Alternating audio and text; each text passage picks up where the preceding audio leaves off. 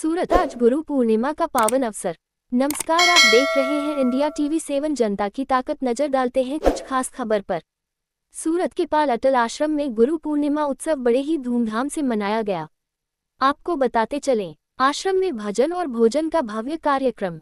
गुरु पूर्णिमा के अवसर पर पाल अटल आश्रम में बड़ी संख्या में श्रद्धालु उमड़े। शिष्यों ने गुरु की पूजा की और आशीर्वाद प्राप्त किया। सूरत से ब्यूरो रिपोर्ट। ओम गुरुवासवा सद्गुरवे नमः। सकलविनाशिनं येन त्वया भारततैलपूर्णं प्रज्वक्षाल परब्रह्म तस्मै श्री गुरवे नमः। હકીકત બનેલી સત્ય ઘટનાની વાત કરો છો સાહેબ? ક્યાં હું જુનાગઢ અને બાબત સુરતની અંદર મોટા પડાવવાની એ બોક્સ મૂલમ જે શબ્દ નીકળે એનો અમલ કરવું એ મંત્ર. આનો જે જીવાત્માનામ પરમાત્મા એટલે ગુરુના આશીર્વાદ સમજી અહીંથી હું જુનાગઢ ગયો. રાતના 2:30 વાગ્યાનો સમય છે. જુનાગઢ પહોંચ્યો એટલે મજવડી ગેટે રાતના 2:30 વાગે ત્યાં ભવનાથ તળે મને ઉદયભાઈની સાથે લઈ ગયા.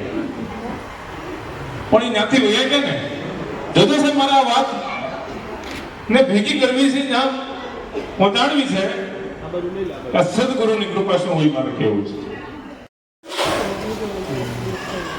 અને મને પૂછ્યું કે ભાઈ તમે ક્યાંથી આવો છો? મેં કીધું સાહેબ માફ કરજો, હું સુરત અમારા અટલ આશ્રમથી આવું છું. કે તમારા ગુરુનું નામ તો હશે ને?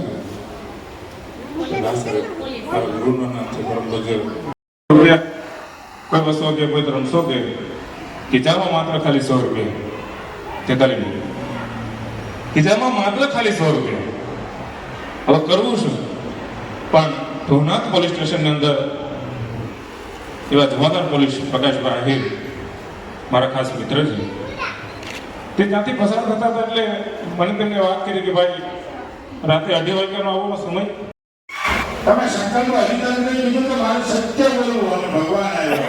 શિવી રાજાએ કીધું કે મારે કોઈ પણ સાધુ ભૂખો ન જાય અને ભગવાને દર્શન આપ્યા. સબરીમાં એક એક મહાપુરુષોનો સંકલ્પ એ સિદ્ધિ છે. સિદ્ધિ ત્યારે જ મળે તમારો સંકલ્પ દ્રઢ હોય તો. તમે સમાજમાં કાંઈક આગળ આવવા માટે સંકલ્પ કરતા હોય, રાષ્ટ્રની સેવા માટે, તો એ સંકલ્પ કામ કરતો હોય છે. તમે જે કાંઈ આગળ આવો. અટલ આશ્રમ પારદેશ્વર મહાદેવ અટલ તીર્થ યાત્રાધામ આપ સર્વ ભક્તોનું હાર્દિક સ્વાગત કરે છે. આજ ગુરુ પૂર્ણિમાનો પાવન પ્રસંગ. વ્યાસ પૂર્ણિમા નિમિત્તે અટલ આશ્રમમાં ભંડારાનો કાર્યક્રમ, સંતવાણી, ભજન સંધ્યા તેમજ પ્રવચન, સત્સંગ અને ભોજન પ્રસાદનો લાભ લેવા અવશ્ય પધારે. મિત્રો, જીવનમાં ગુરુની જરૂર છે, કારણ કે ગુરુ બિન ભવનિધિ તરહીને કોઈ જો બિરંચી શંકર સમા હોય. ભગવાન શંકર જેવી મહાન હસ્તી હોય, વિભૂતિ હોય, તો પણ જેની માથે ગુરુ નથી. તમે જો રાવણ એટલા બધી મહાન હસ્તી હતી, છતાં એમને ગુરુ ન હતા. ભગવાન શિવને ગુરુ માનતા હતા. એટલે કોઈ દેવને ગુરુ જરૂર માનો, પણ સ્થૂલ રૂપની અંદર જો રાવણના ગુરુ કોઈ હોત તો એ સીતાનું અપહરણ ન કરી શકત, એને માર્ગદર્શન મળત. પણ સ્થૂલ રૂપની અંદર ગુરુ માનવાથી આપણા જીવનમાં માર્ગદર્શન મળી શકે છે. જેમને મળવું હોય તો મળી શકાય છે.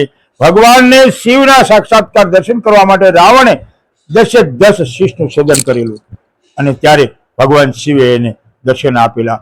એટલે મિત્રો, સ્થૂલ રૂપની અંદર કોઈ ગુરુ હોવા જરૂરી છે. જેવી રીતે માસ્ટર તમને ભણાવે ગણાવે એ તમારા આચાર્ય ગુરુ છે. સદગુરુ પરમાત્મા તરફ લઈ જવાનો રાહ સિંધે એ આપણા આચાર્ય ગુરુ. અને સદગુરુની કૃપાથી પરમાત્માનું સાનિધ્ય પ્રાપ્ત થાય. તમારા જીવનમાં સુખ, શાંતિ, સમૃદ્ધિ, આયુષ, આબાદી ભગવાન આપે એવી મંગલ શુભકામના. અસ્તુ.